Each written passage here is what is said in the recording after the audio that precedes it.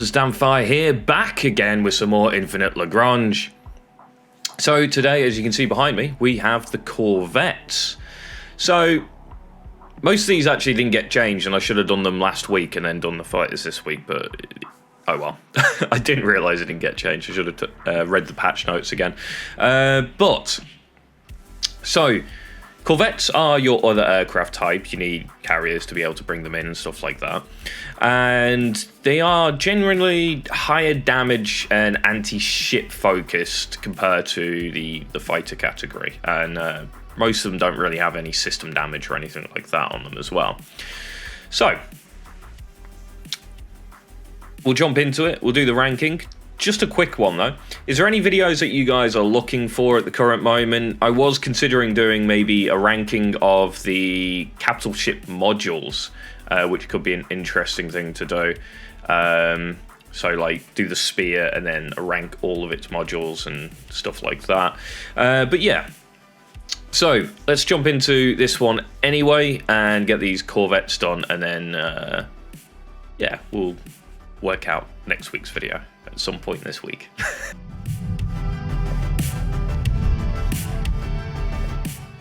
So first up we have the Cellular Defender, and it's really good.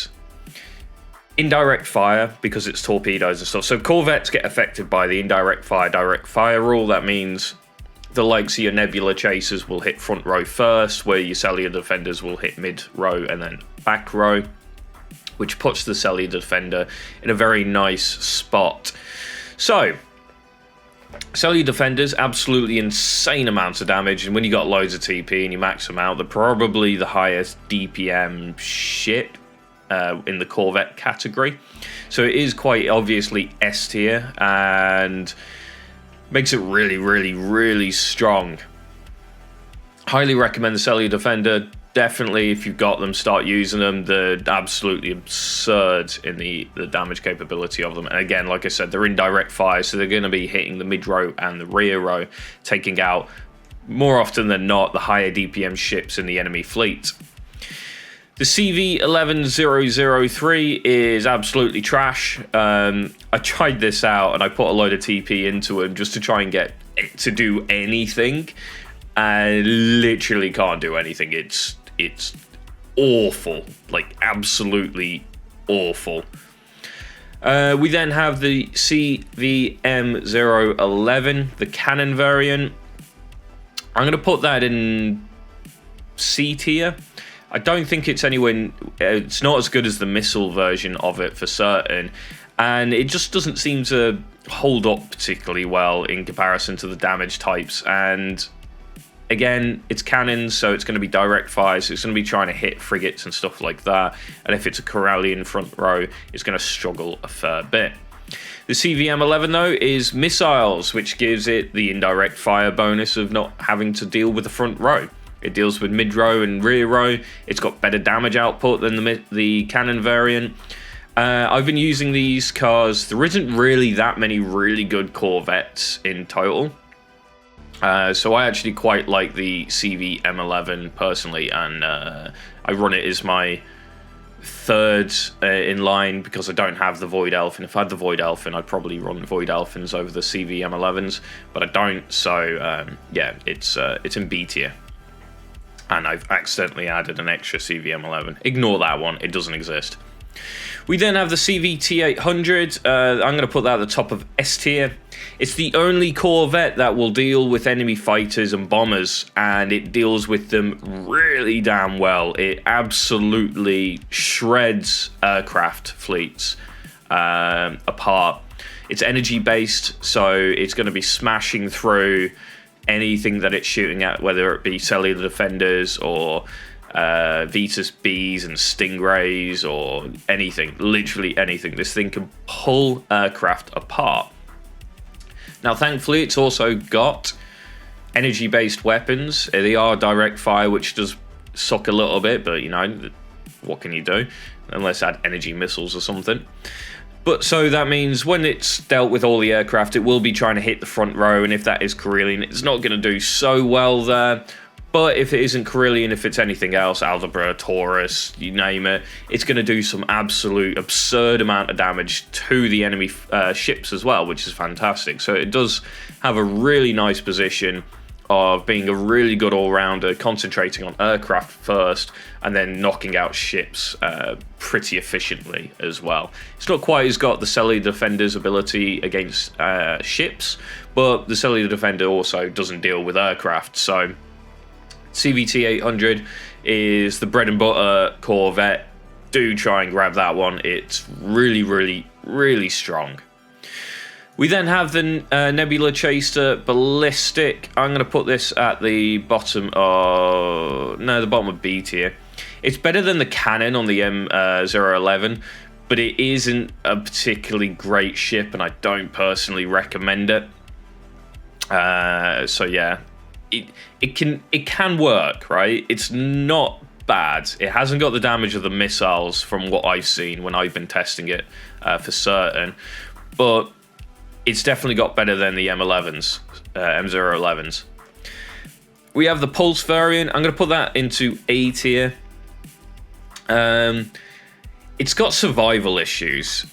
I don't know exactly why, but I think it's weighted that if the enemy fleet is attacking you and it sees that you've got Nebula Pulses in, they seem to get prioritized, and that means they drop like no one's business. They just got knocked out the sky pretty damn quickly.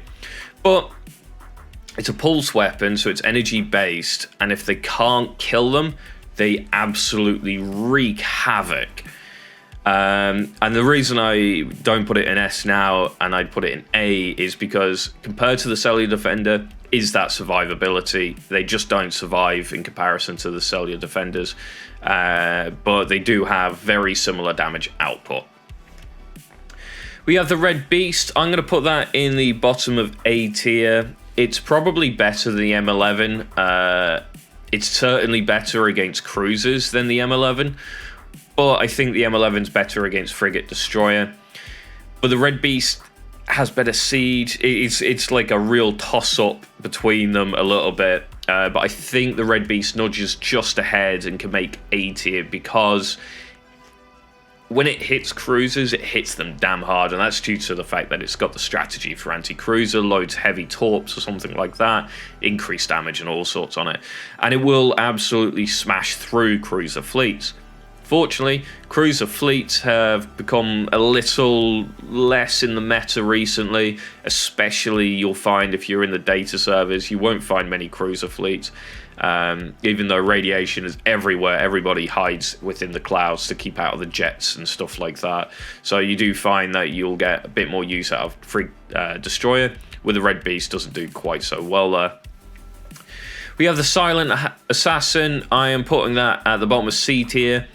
I have tried numerous builds on this, and I don't know whether it's because I'm 5 servers in and most people have a fair amount of tech points on their ships, but it really doesn't do anything to them. I've seen someone comment before in one of my videos that it's really good versus frigates destroyers. It's really not. It did nothing to Carillion. It can't target them to save its life and hit them, and if it does absolutely terrible damage output, to the point where the M11 cannon was genuinely doing better than it. So yeah, it's going in the bottom of C tier. It's potentially even D tier, really.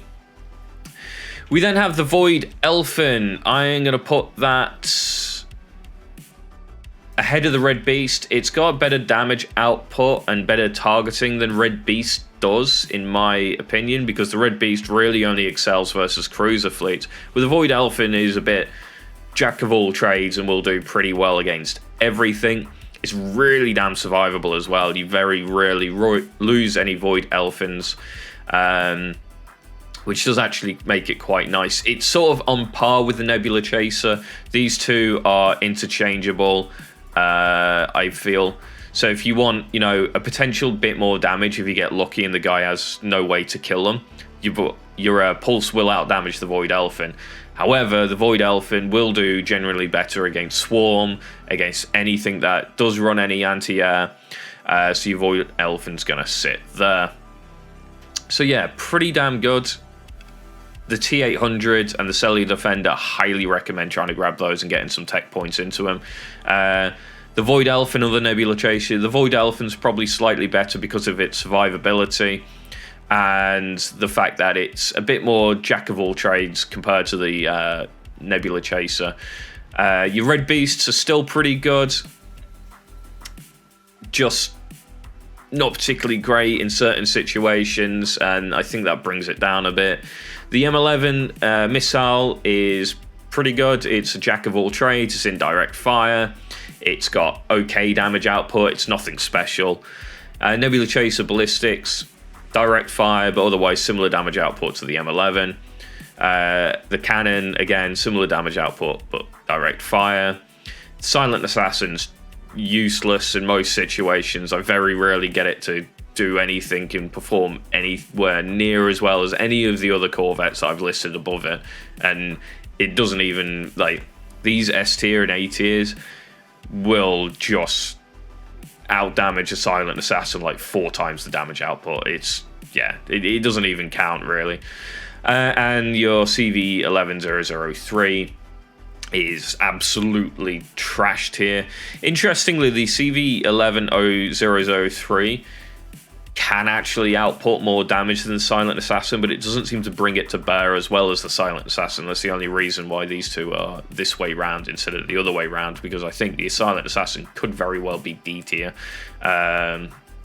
So yeah, there we go. That is the Corvettes ranking updated. I don't think it's actually changed too much. I think I've moved the Cellular Defender to S tier now. I've had a bit more time with it, and the Pulse Nebula Chase has gone down. I swear there's some hidden nerf on the Pulse Nebula, because it used to be fine. Nothing used to target it and kill it off in seconds, and it used to just go in and shred ships in no time, but now it's having some pretty severe issues on the survivability front. Red Beasts I never really liked, because the situation that, okay, it's great as long as the enemy have got cruisers. If not, it struggles with hit rate. So yeah, that looks good to me. If you have any questions, do leave them in the comments, and anything you want to add to this, again, down in the comments. Like I mentioned at the start of the video, if there's a video that you guys are thinking of and want, drop it down in the comments down below, and I'll try and get something out. Again, my plan at the current moment is to do a ranking of the capital modules, and yeah, so unless someone suggests something better, that's what you'll be getting next week. I am going to try and get a few more vids out next week as well. But with all that said and done, thank you guys for watching. Hopefully you've enjoyed. Don't forget to like, comment, and subscribe. And I'll catch you next time.